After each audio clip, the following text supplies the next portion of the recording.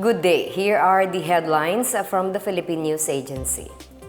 Despite its priority to amend the economic provisions of the 1987 Constitution, President Ferdinand R. Marcos Jr. says he is open to amend even its political provisions, particularly on term limits. In an interview, President Marcos noted how politicians change elective posts and letting relatives take their place whenever their term hits their limits. In this manner, Marcos explains that officials stay in power despite not being in a top position in their locality. However, Marcos said he could not tell if a term extension could work in the government as discussions on the matter are necessary. The president earlier opened the possibility of introducing economic reforms into the Constitution to attract more foreign investments. He said the 1987 Constitution must adapt to a globalized world to increase economic activities in the Philippines. Meanwhile, Marcos clarifies that he is not in favor of foreign ownership of land or introducing foreign influence in strategic areas. President Ferdinand R. Marcos Jr. highlighted the need for an effective and efficient public transport system to address traffic congestion in the country. Marcos said the development of Pasig River ferry stations is one of the measures taken by the government to ease the burden of commuters. The president earlier led the inauguration of the showcase area of the Pasig River Urban Development or Pasig Bigyang Buhay Muli project. It aims to promote transportation connectivity in Metro Manila and nearby provinces while transforming the Pasig River into a center of economic activity and tourism.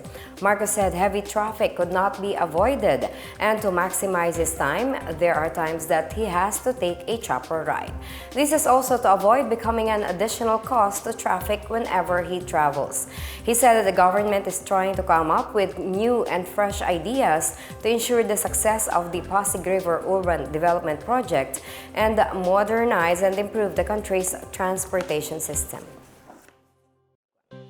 President Ferdinand R. Marcos Jr. assured that the Philippines strictly respects and adheres to the One China policy and does not endorse Taiwan's independence. The president said that the One China policy, which recognizes the People's Republic of China as the sole Chinese government, remains in place and that this will not change. Marcos said he was surprised by China's reaction over his congratulatory message to newly elected Taiwanese President Lai Ching-te. He clarified that he congratulated President-elect Lai as a common courtesy. He also maintained that the government is not endorsing Taiwanese independence. In his congratulatory message to Lai, Marcos said he looks forward to close collaboration, strengthening mutual interests, fostering peace, and ensuring prosperity. However, Beijing's Ministry of Foreign Affairs spokesperson Mao Ning said that Marcos' remarks were a serious breach of the Philippines' political commitment to China and a gross interference in China's internal affairs. Marcos said the issue between Taiwan and China is an internal matter.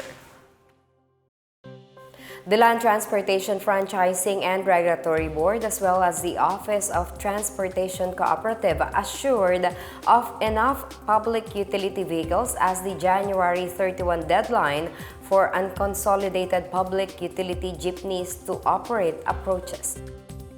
LTFRB Chair Teofilo Guadis earlier said they will deploy rescue vehicles and issue special permits to allow jeepneys from adjoining routes to ply routes experiencing shortage. He stated that this contingency plan will be in effect for 1 to 2 weeks. Guadis also acknowledges the necessity of streamlining PUVs, particularly in the National Capital Region, based on comprehensive studies conducted by the LTFRB. Meanwhile, the OTC emphasizes its commitment to ensuring sufficient public transport on all routes nationwide by February 1. OTC Chair Andy Ortega explains that in the NCR, larger routes operated by consolidated operators can cover smaller unconsolidated routes. Transport Group Piston earlier claimed that there are 395 jeepney routes and 108 UV express routes in NCR that have no consolidated PUVs, in addition to 337 jeepney routes and 68 UV express routes that have less than 60% consolidation. The Philippine Embassy in Israel confirmed that a soldier of Filipino descent was one of the 21 troops killed in a massive explosion in Gaza this week. He was identified as Sergeant First Class Cedric Garin.